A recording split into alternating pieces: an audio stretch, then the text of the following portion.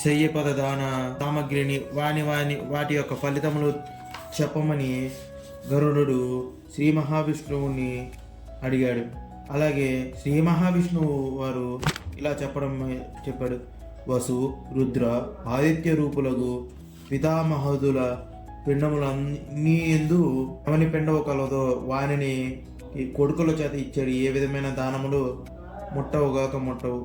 సంపీడీకరణము చేయకపోతే కొడుకునకు శుద్ధి కలగదు. కాబట్టి తప్పనిసరిగా సంపీడీకరణము చేయవలను. ఓ గరుత్మంతుడా, అశోచ నిర్ణయం చెప్పుదును వినుము. బ్రాహ్మణులు 10 రోజులు, క్షత్రియులు 12 రోజులను, కోమటలకు 15 రోజులు, శూద్రులు వారికి 30 రోజులు మైల పట్టవలను. మరియు 10 రోజుల పక్షిణీదారులు 3 రోజులు మైల పట్టవలను. ఇప్పుడు కన్యలకు సంబంధించిన అశోచమును గురించి చెప్పెదను వినుము.